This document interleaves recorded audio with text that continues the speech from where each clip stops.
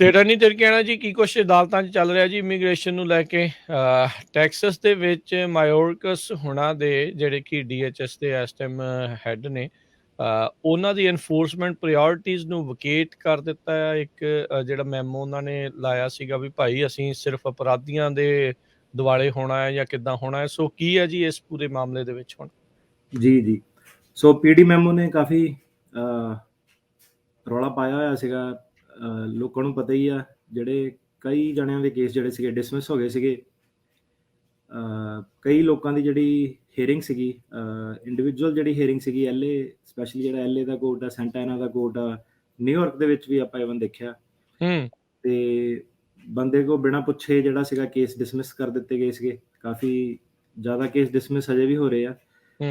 ਜੂਨ ਦੇ ਵਿੱਚ ਇੱਕ ਫੈਡਰਲ ਜੱਜ ਨੇ ਟੈਕਸਸ ਦੇ ਸਦਰਨ ਡਿਸਟ੍ਰਿਕਟ ਦੇ ਵਿੱਚ ਉਹਨੇ ਕਿਹਾ ਕਿ ਇਹ ਜਿਹੜਾ ਰੂਲ ਆ ਇਹ ਇਲੀਗਲ ਆ, ਇਹ ਜਿਹੜਾ ਮੈਮੋ ਇਹਨੂੰ ਕੈਂਸਲ ਕਰੋ। ਪੀਡੀ ਮੈਮੋ ਲਾਗੂ ਨਹੀਂ ਹੈਗਾ।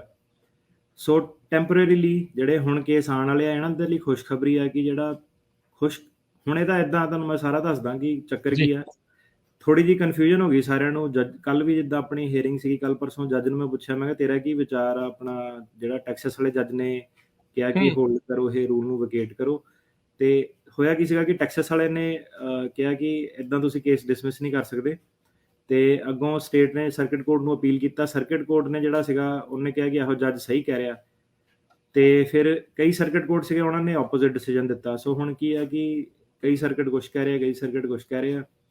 ਜਿਹੜਾ ਟੈਂਪਰੇਰੀਲੀ ਜਿਹੜਾ ਰੂਲ ਹੈਗਾ, ਜਿਹੜੇ ਬਾਕੀ ਸਾਡੇ ਸੱਜਣ ਮਿੱਤਰ ਵਕੀਲ ਆ ਆਪਸ ਜਦੋਂ ਮਸ਼ਵਰਾ ਕਰੀਦਾ ਉਹ ਦੱਸ ਰਹੇ, ਹਰੇਕ ਬੰਦਾ ਆਪਣੀ ਆਪਣੀ ਸਲਾਹ ਦੇ ਰਿਹਾ ਕਿ ਸਾਡੇ ਵਾਲੇ ਕੋਰਟ 'ਚ ਇੱਦਾਂ ਹੋ ਰਿਹਾ, LA ਵਾਲੇ ਕੋਰਟ 'ਚ ਆਹ ਹੋ ਰਿਹਾ। ਤੇ ਉਹ ਜਿਹੜਾ ਹੁਣ ਪ੍ਰੋਸੀਜਰ ਆ, ਕਿਤੇ ਵੀ ਕਿਸੇ ਨੂੰ ਪਤਾ ਨਹੀਂ ਇਸ ਵੇਲੇ ਕਿ ਕਿੱਦਾਂ। ਜੱਜ ਮੈਨੂੰ ਕਹਿੰਦਾ ਕਿ ਮੈਨੂੰ ਪਤਾ ਨਹੀਂ ਕਿੱਦਾਂ, ਮੈਂ ਖੁਦ ਜਿਹੜਾ ਕਨਫਿਊਜ਼ਡ ਆ। ਪਰ ਉਹਨੇ ਇਦਾਂ ਕਿ ਉਹਨੇ ਜਿਹੜਾ ਸਾਡਾ ਕੇਸ ਸੀਗਾ ਉਹਨੇ ਪਹਿਲਾਂ ਹੀ ਸਰਕਾਰੀ ਵਕੀਲ ਕੋ, ਤਾਂ ਵੀ ਆਹ ਜਿਹੜੇ ਮੈਮੋ ਦੇ ਜੂਨ 10 2022 ਚ ਰੂਲ ਆਇਆ ਨਵਾਂ, 96 ਪੇਜ ਦਾ ਡਿਸੀਜਨ ਸੀਗਾ ਟੈਕਸਸ ਵੱਲੋਂ।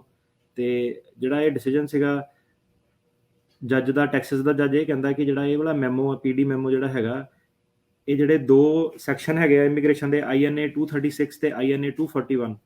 ਜਿਹੜਾ INA 236 ਸੈਕਸ਼ਨ ਹੈਗਾ ਉਹ ਹੈਗਾ ਇੱਕ ਕਿ ਜੇ ਕਿਸੇ ਵੀ ਇਮੀਗ੍ਰੈਂਟ ਨੇ ਕੋਈ ਕ੍ਰਾਈਮ ਕੀਤਾ ਜਾਂ ਉਹਦੀ ਕਨਵਿਕਸ਼ਨ ਹੋਈ ਆ, ਉਹਨੂੰ ਤੁਸੀਂ ਮੈਂਡੇਟਰੀਲੀ, ਉਹਨੂੰ ਮਤਲਬ ਜ਼ਰੂਰੀ ਤੁਸੀਂ ਲਾਜ਼ਮੀ ਉਹਨੂੰ ਫੜ ਕੇ ਡਿਟੈਂਸ਼ਨ 'ਚ ਪਾਣਾ।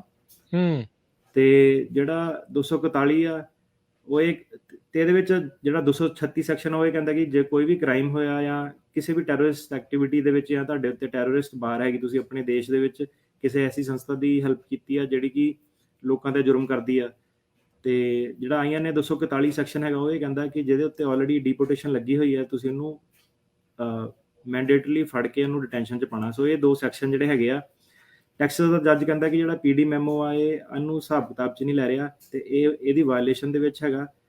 ਤੇ ਤਾਂ ਕਰਕੇ ਜਿਹੜਾ ਇਹ ਮੈਮੋ ਆ ਇਹਨੂੰ ਕੈਂਸਲ ਹੋਣਾ ਚਾਹੀਦਾ। ਹੁਣ ਜਿਹੜਾ ਆਪਣਾ ਜੱਜ ਸੀਗਾ ਸੈਨ ਫਰਾਂਸਿਸਕੋ, ਜਿਹੜਾ ਕੇਸ ਸੀਗਾ ਸਾਡਾ ਥਰਸਡੇ ਨੂੰ, ਉਹ ਜੱਜ ਨੇ ਪਹਿਲਾਂ ਪੁੱਛਿਆ ਉਹਨੂੰ, ਸਰਕਾਰੀ ਵਕੀਲ ਨੂੰ, ਕਿ ਤੇਰਾ ਕੀ ਕਹਿਣਾ। ਲੱਕੀਲੀ ਕੀ ਸੀਗਾ ਕਿ ਕੇਸ 'ਚ ਕੁਛ ਮੁੱਦੇ ਸੀਗੇ, ਕੇਸ ਬੰਦੇ ਦਾ ਖਰਾਬ ਸੀਗਾ ਬਿਆਨ। ਤਾਂ ਜਿਹੜਾ ਸਰਕਾਰੀ ਵਕੀਲ ਸੀਗਾ ਉਹ ਕਹਿੰਦਾ ਕਿ ਮੈਂ ਡਿਸਮਿਸ ਨਹੀਂ ਕਰਨਾ, ਮੈਂ ਇਹ ਕੇਸ ਜਿਹੜਾ ਫਾਈਟ ਕਰਨਾ। ਠੀਕ ਹੈ। ਤੇ ਬੇਸਿਕਲੀ ਸਾਡੇ ਫੇਵਰ 'ਚ ਚੱਲ ਗਿਆ ਇਦਾਂ ਕਿ ਉਹਨੇ ਪਹਿਲਾਂ ਚੂਜ਼ ਕੀਤਾ ਕਿ ਉਹਨੂੰ ਲੱਗਿਆ ਕੇਸ ਵੀਕ ਆ, ਬੰਦੇ ਨੇ ਬਿਆਨ ਵੀ ਉਹਨੂੰ ਖਰਾਬ ਦਿੱਤੇ ਆ, ਮੈਂ ਇਹਨੂੰ ਫਾਈਟ ਕਰਨਾ ਚਾਹੁੰਦਾ। ਪਰ ਇਦਾਂ ਕਿ ਇਹਦੀ ਰੂਲਿੰਗ ਦੇ ਆਉਣ ਦੇ ਬਾਵਜੂਦ ਵੀ ਜਿਹੜੇ ਜੱਜ ਆ ਉਹ ਸਰਕਾਰੀ ਵਕੀਲਾਂ ਨੂੰ ਹੀ ਪੁੱਛ ਰਹੇ ਆ ਕਿ ਤੁਸੀਂ ਕੀ ਕਰਨਾ ਚਾਹੁੰਦੇ ਆ।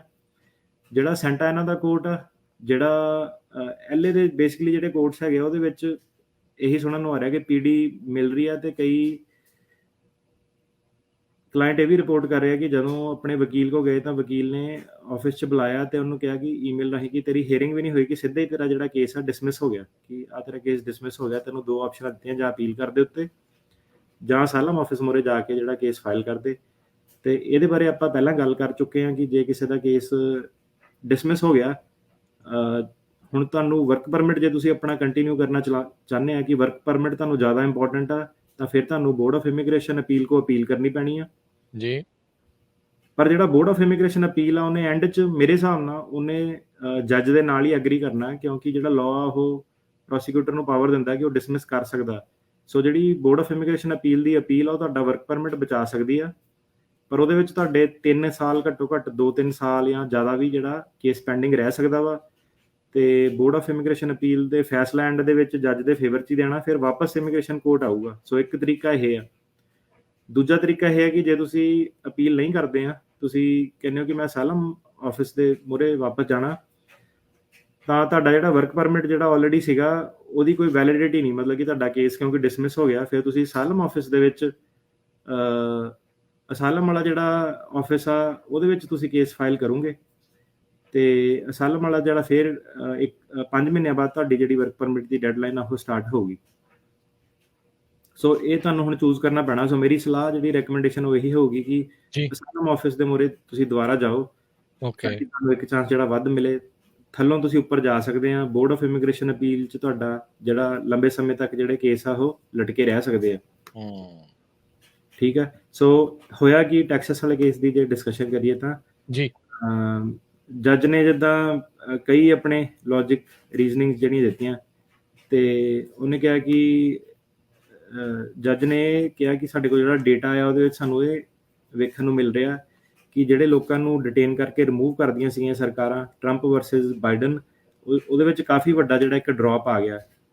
ਤੇ ਜਿਹੜੀ ਬਾਈਡਨ ਸਰਕਾਰ ਆ ਉਹਨੇ ਤਾਂ ਐਕਚੁਅਲੀ ਰਿਕੁਐਸਟ ਕੀਤੀ ਕਾਂਗਰਸ ਕੋ ਕਿ ਜਿਹੜਾ ਉਹਨਾਂ ਦਾ ਐਨਫੋਰਸਮੈਂਟ ਦਾ ਬਜਟ ਆ, ਮਤਲਬ ਕਿ ਜਿਹੜੇ ਉਹਨਾਂ ਨੂੰ ਪੈਸੇ ਮਿਲਦੇ ਆ ਲੋਕਾਂ ਨੂੰ ਫੜਨ ਦੇ ਤੇ ਡਿਪੋਰਟ ਕਰਨ ਦੇ, ਉਹਨੂੰ ਘਟਾ ਦਿੱਤਾ ਜਾਵੇ ਬਜਟ ਨੂੰ। ਸੋ ਇਹ ਜੱਜ ਕਹਿੰਦਾ ਕਿ ਤੁਸੀਂ ਜਿਹੜੇ ਤੁਹਾਨੂੰ ਸਰਕਾਰ ਸੁਵਿਧਾਵਾਂ ਦੇ ਰਹੀ ਆ, ਜਿਹੜੇ ਪੈਸੇ ਦੇ ਰਹੀ ਆ, ਤੁਸੀਂ ਉਹਨੂੰ ਯੂਜ਼ ਨਹੀਂ ਕਰਨੇ ਚੰਗੇ ਤਰੀਕੇ ਨਾਲ, ਕਿਉਂਕਿ ਇਹ ਮੈਮੋ ਦੇ ਕਰਕੇ। ਤੇ ਹੁਣ ਜਿਹੜੇ ਇਹ ਜੱਜ ਦੇ ਜਿਹੜਾ ਅਗੇਂਸਟ ਸਰਕਾਰ ਕੀ ਕਹਿੰਦੀ ਸੀ, ਕਹਿੰਦੀ ਉਹਦਾ ਰੀਜ਼ਨ ਇਹ ਨਹੀਂ ਹੈਗਾ, ਉਹਦਾ ਰੀਜ਼ਨ ਇਹ ਸੀਗਾ ਕਿ ਤੁਸੀਂ ਟਾਈਟਲ 42 ਲਾਇਆ ਹੋਇਆ ਸੀਗਾ, ਕਾਫੀ ਲੋਕੀ ਆ ਨਹੀਂ ਸਕਦੇ ਸੀਗੇ, ਤੇ ਜਿਹੜਾ MPP ਮਾਈਗ੍ਰੈਂਟ ਪ੍ਰੋਟੈਕਸ਼ਨ ਪ੍ਰੋਟੋਕਾਲ ਸੀਗੀਆਂ ਉਹਦੇ ਕਰਕੇ ਵੀ ਕਾਫੀ ਲੋਕਾਂ ਨੂੰ ਮੈਕਸੀਕੋ ਤੋਂ ਵੇਟ ਕਰਨੀ ਪੈ ਰਹੀ ਸੀਗੀ ਆਪਣੇ ਕੇਸ ਦੀ। ਜਿਹੜਾ ਨੰਬਰਾਂ ਦੇ ਵਿੱਚ ਡ੍ਰੌਪ ਆਇਆ ਜਿਹੜੇ ਆਪਾਂ ਵਾਪਸ ਭੇਜਦੇ ਆ, ਅਦਰਵਾਈਜ਼ ਇਹ ਨੰਬਰ ਪੁਰਾਣੇ ਹਾਈ ਹੋਣੇ ਸੀ। ਸੋ ਤੁਹਾਡੀ ਆਰਗੂਮੈਂਟ ਗਲਤ ਆ। ਪਰ ਕਿਉਂਕਿ ਹੁਣ ਜਿਹੜਾ ਟੈਕਸਸ ਆ, ਤੇ ਟੈਕਸਸ ਨੂੰ ਲੁਈਜ਼ੀਆਨਾ, ਉਹ ਕਹਿੰਦੇ ਕਿ ਟੈਕਸਸ ਤੇ ਲੁਈਜ਼ੀਆਨਾ ਜਿਹੜੀ ਸਟੇਟ ਆ ਉਹਨਾਂ ਨੂੰ ਕਾਫੀ ਜ਼ਿਆਦਾ ਪੈਸੇ ਆਪਣੇ ਲੈਵਲ ਤੇ ਜਿਹੜੇ ਸਪੈਂਡ ਕਰਨੇ ਪੈ ਰਹੇ ਆਪਣੀ ਕਮਿਊਨਿਟੀਜ਼ ਨੂੰ ਪ੍ਰੋਟੈਕਟ ਕਰਨ ਲਈ। ਜਿਹੜੇ ਇਮੀਗ੍ਰੈਂਟ ਆਉਂਦੇ ਆ ਉਹਨਾਂ ਦੇ ਬੱਚਿਆਂ ਨੂੰ ਐਜੂਕੇਸ਼ਨ ਜਾਂ ਹੈਲਥ ਕੇਅਰ ਇੱਦਾਂ ਦੀਆਂ ਹੋਰ ਸੁਵਿਧਾਵਾਂ ਪ੍ਰੋਵਾਈਡ ਕਰਨ ਲਈ, ਤਾਂ ਕਰਕੇ ਜਿਹੜਾ ਇਹ ਹੈਗਾ ਕਾਫੀ ਜ਼ਿਆਦਾ ਬਰਡਨ ਆ ਸਾਡੀ ਸਟੇਟਸ ਦੇ ਉੱਤੇ।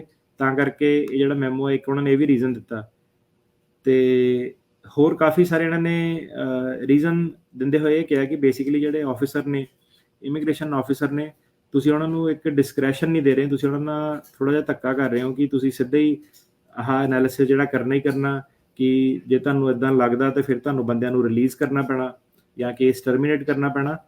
ਤੇ ਜੱਜ ਕਹਿੰਦਾ ਕਿ ਇਹਦਾ ਜਿਹੜਾ ਇਹ ਮੈਮੋ ਦੇ ਕਰਕੇ ਜਿਹੜਾ ਸਰਕਾਰ ਤੇ ਆ ਉਹ ਜ਼ਿਆਦਾ ਬੋਝ ਵੱਧ ਜਾਂਦਾ।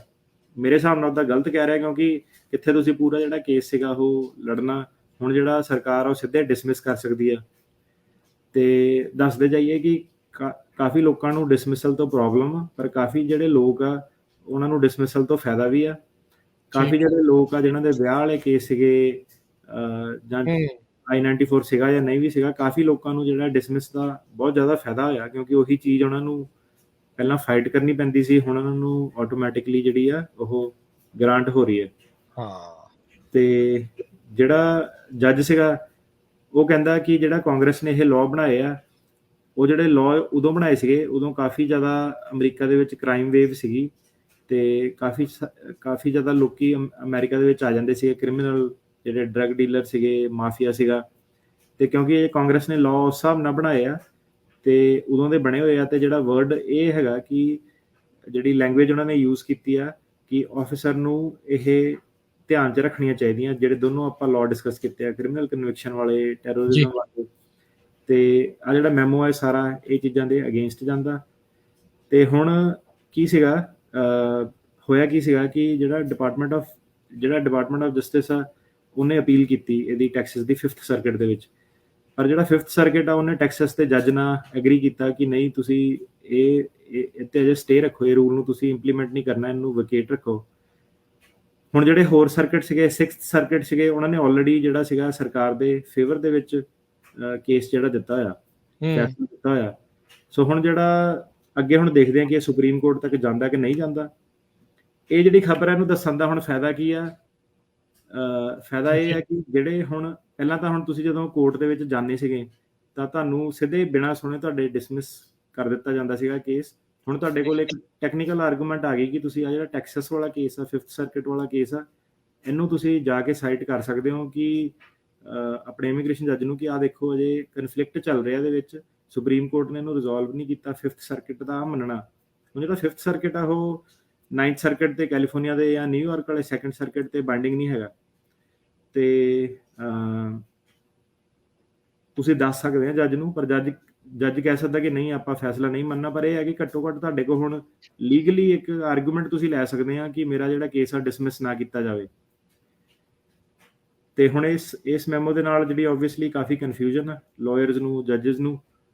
ਤੇ ਦੇਖਦੇ ਹੁਣ ਅੱਗੇ ਸਰਕਾਰਾਂ ਇਹਦਾ ਕੀ ਕਰਦੀਆਂ ਤੇ ਕਿੱਦਾਂ ਅੱਗੇ ਲੈ ਕੇ ਜਾਂਦੀਆਂ। ਜੀ ਜੀ ਬਿਲਕੁਲ। ਸੋ ਮੈਮੋ ਆ ਜਾਂਦਾ ਆ, ਅਦਾਲਤਾਂ ਲਾ ਦਿੰਦੀਆਂ ਨੇ। ਸੋ ਇਹ ਨਾ ਲੀਗਲ ਜਿਹੜੀ ਲੜਾਈ ਆ, ਆਪਣੇ ਸਰੋਤਿਆਂ ਨੂੰ ਇਹ ਬਾਰ-ਬਾਰ ਦੱਸਣ ਦਾ ਮਕਸਦ ਇਹੀ ਆ ਵੀ ਜਦੋਂ ਇਮੀਗ੍ਰੇਸ਼ਨ ਦੀ ਕੋਈ ਆਪਾਂ ਕਿਸੇ ਵੀ ਗੱਲ ਕਰਦੇ ਆ, ਉਹ ਪੱਥਰ ਤੇ ਲਕੀਰ ਨਹੀਂ ਹੁੰਦੀ। ਕਿਤੋਂ ਸਰਕਾਰ ਨੇ ਕੋਈ ਪਾਲਿਸੀ ਲੈ ਆਂਦੀ, ਉਹੀ ਅਦਾਲਤ ਵਿੱਚ ਹੋ ਸਕਦਾ ਵੀ ਅਗਲੇ ਹਫ਼ਤੇ ਉਹਨਾਂ ਨੇ ਲਾਂਭੇ ਕਰ ਦੇਣੀ ਹੁੰਦੀ ਆ, ਪੁਰਾਣੀ ਆ ਜਾਂਦੀ ਆ, ਕੁਛ ਨਵਾਂ ਆ ਜਾਂਦਾ। ਸੋ ਇਸ ਲਈ ਤੁਸੀਂ ਇਸ ਪ੍ਰੋਗਰਾਮ ਦੇ ਨਾਲ ਜ਼ਰੂਰ ਜੁੜ ਕੇ ਰਿਹਾ ਕਰੋ ਤਾਂ ਜੋ ਤੁਹਾਨੂੰ ਲੇਟੈਸਟ ਅਪਡੇਟ ਜਿਹੜੀ ਉਹ ਰਵੇ। ਅਦਰਵਾਈਜ਼ ਆਪਾਂ ਦੇਖਿਆ ਵੀ ਪੁਰਾਣੀ ਇਨਫੋਰਮੇਸ਼ਨ ਦੇ ਆਧਾਰ ਦੇ ਉੱਤੇ ਲੋਕ ਜਦੋਂ ਚੱਲਦੇ ਆ ਤੇ ਉਹਨਾਂ ਦੇ ਕੇਸ, ਉਹਨਾਂ ਨੂੰ ਪ੍ਰੋਬਲਮਾਂ ਜਿਹੜੀਆਂ ਇਮੀਗ੍ਰੇਸ਼ਨ ਦੇ ਆ ਜਦੋਂ ਚਲਾਉਂਦੇ ਅੱਗੇ ਤਾਂ ਕਾਫੀ ਜ਼ਿਆਦੀਆਂ ਮੁਸ਼ਕਲਾਂ ਆ ਜਾਂਦੀਆਂ ਆ। ਲੋਕਾਂ ਨੂੰ ਸਾਡਾ ਅਪਡੇਟ ਕਰਨ ਦਾ ਮਕਸਦ ਇਹੀ ਹੁੰਦਾ ਆ ਵੀ ਤੁਸੀਂ ਅਪ ਟੂ ਡੇਟ ਰਹੋ।